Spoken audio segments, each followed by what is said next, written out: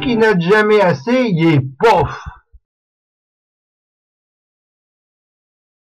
Bonjour à tous. Les tests conditionnels, une technique indispensable dans tout langage de programmation. Pour les illustrer, j'ai choisi les deux lignes de code suivantes qui utilisent les instructions int et input déjà expliquées dans une vidéo précédente. On pose une question existentielle. Combien de cuillères à soupe de crème au chocolat peux-tu manger sans respirer? Bon, alors moi personnellement j'en mange 27. Je calcule donc la différence entre la réponse de l'utilisateur et ma propre performance. L'instruction la plus simple, c'est l'instruction if. Alors, je vais écrire if différence supérieure à 0, deux points, je valide. Première chose intéressante, je vois que l'éditeur Python, il a déplacé mon curseur de 4 espaces. Donc ça, c'est l'indentation, c'est obligatoire en Python. Tout ce qui va être aligné avec ce curseur va être appliqué si la condition précédente est vraie. Je vais écrire print, tu manges, virgule, différence, cuillère de plus que moi, point d'exclamation. À la ligne, je vois que le curseur est bien aligné avec l'instruction précédente. Print, gourmand. Voyons ce que ça donne. Combien de cuillères à soupe de crème au chocolat peux-tu manger sans respirer? 32. Ok. Tu manges 5 cuillères de plus que moi, gourmand. Ça marche. Alors maintenant, si on n'en mange pas le même nombre, je m'aligne avec le if. Je mets else. Deux points. À la ligne. Et deuxième bloc d'instruction, je vais écrire tu manges différence cuillère de moins que moi, petit joueur. Essayons. C'est parti. Combien peux-tu manger de cuillères à soupe de crème au chocolat sans respirer? Je vais mettre 11. Tu manges moins 16 cuillères de moins que moi, petit joueur. Bon, déjà, je vois que ça va être mieux si je mets un moins ici. On voit bien ce qui s'est passé. Si la condition différence supérieure à 0 est vraie, ça exécute les deux instructions ici. Si elle n'est pas vraie, ça exécute les deux instructions suivantes. Bon, j'imagine que vous voyez bien que j'ai oublié un cas particulier. C'est le cas où cette personne mangerait le même nombre que moi. Alors là, j'utilise une troisième instruction qui est l'instruction elif. Voilà ce qu'elle fait. J'écris elif différence inférieure à 0. Elif, c'est la contraction de else if. Ça se lit comme ça. Si la différence est supérieure à 0, tu exécutes ça. Sinon, si la différence est inférieure à 0, tu exécutes ceci. Le troisième cas, forcément, si c'est pas supérieur, c'est pas inférieur, c'est égal. Donc je mets sinon, print, tu manges autant que moi. Voyons ce que ça donne. Combien de cuillères à soupe de crème au chocolat peux-tu manger sans respirer? 27. Ok, tu manges autant que moi. Donc en résumé, if, ça se traduit par si. Si la condition suivante est vraie. Elif, ça se traduit par sinon si. Et else, on peut le traduire par sinon. À noter que j'aurais pu ordonner mon algorithme d'une façon un peu différente pour obtenir le même résultat. J'aurais pu commencer en disant si la différence est égale à 0. Dans ce cas-là, l'instruction de comparaison, c'est la suivante. C'est un double signe égal. De même, j'aurais pu commencer mon algorithme par si la différence est différente de 0. Dans ce cas-là, l'opérateur de comparaison différent, c'est un point d'exclamation suivi du signe égal.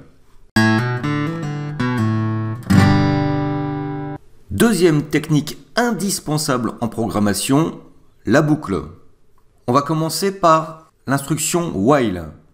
Alors, je vais légèrement modifier le programme précédent. Je vais le faire débuter par while.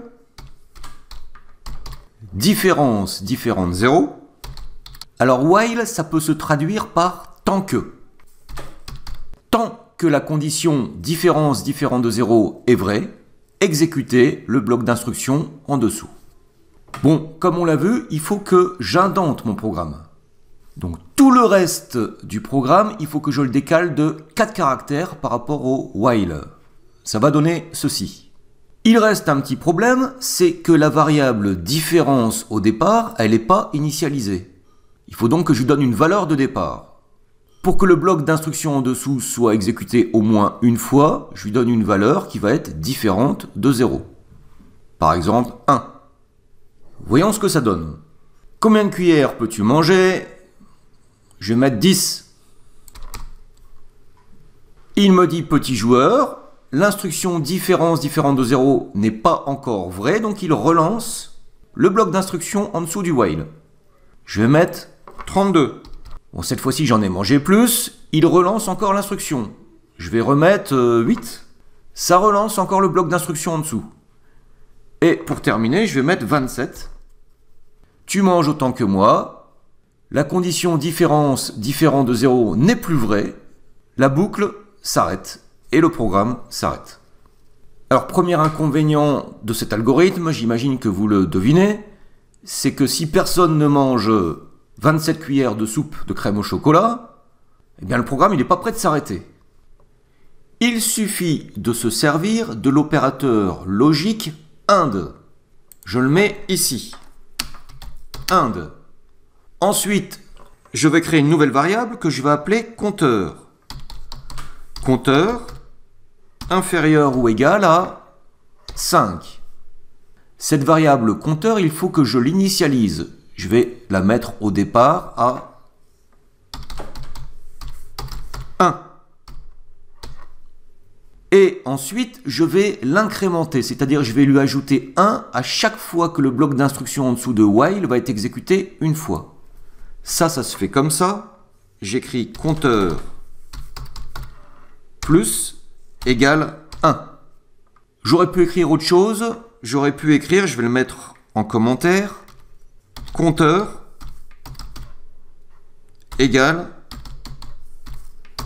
compteur plus 1. C'est la même chose, mais c'est un peu plus long. Qu'est-ce qu'il va se passer? Le programme initialise les variables, compteur vaut 1, tant que différence est différent de 0 et que compteur est inférieur ou égal à 5. Il faut que les deux instructions soient vraies. Au départ, la différence est bien différente de 0, le compteur est bien inférieur ou égal à 5. Le bloc est exécuté une fois, compteur passe à la valeur 2.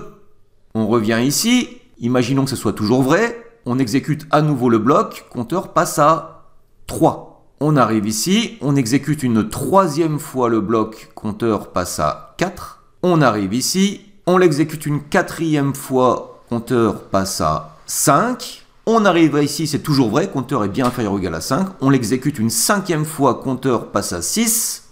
On arrive ici et cette condition est devenue fausse. Le programme s'arrête. Allons-y, testons. Première boucle, je vais mettre 1. Deuxième boucle, je vais mettre 45. Troisième, 56. Quatrième, 17. Cinquième, 4. Et on voit bien que le programme s'arrête au bout de 5 itérations. On parle d'itération. Alors surtout, cette variable compteur qui compte le nombre d'itérations, il ne faut pas l'oublier, sinon le risque c'est que on tombe dans une boucle infinie. C'est donc 99,9999 fois sur 100 indispensable d'ajouter une variable qui s'incrémente et qui permet de mettre une limite au nombre d'itérations. Deuxième type de boucle, c'est lorsqu'on connaît le nombre d'itérations que l'on veut exactement. Dans ce cas-là, on utilise l'instruction for et on met for compteur in range 5. Qu'est-ce que ça veut dire? Eh bien, ça veut dire que la variable compteur, elle va s'incrémenter toute seule. Elle commence par la valeur 0 et range, c'est un opérateur qui incrémente, elle va aller jusqu'à 4. Alors évidemment, j'ai plus besoin d'initialiser la variable compteur. Je supprime cette ligne. Et j'ai plus besoin d'incrémenter moi-même compteur. Ça se fait automatiquement. Si je lance le programme, allons-y, voyons ce que ça donne. Combien de cuillères? 2. Première itération. Combien de cuillères? 4. Deuxième. Combien de cuillères? 45. Troisième. Combien de cuillères? 78. Quatrième. Combien de cuillères? 12. 5. Et le programme s'arrête. Ça marche. À noter que, écrit comme ça, compteur commence forcément par 0. Alors il y a une autre façon de l'écrire. C'est de mettre par exemple for compteur in range 1,6. Alors qu'est-ce qui va se passer cette fois-ci? Eh bien, compteur, il va varier de 1 et il va aller jusqu'à 5. On peut le vérifier, je vais afficher compteur à chaque fois. j'écris print compteur égale, virgule, compteur. Et je vais sauter une ligne. Allons-y, voyons ce que ça donne.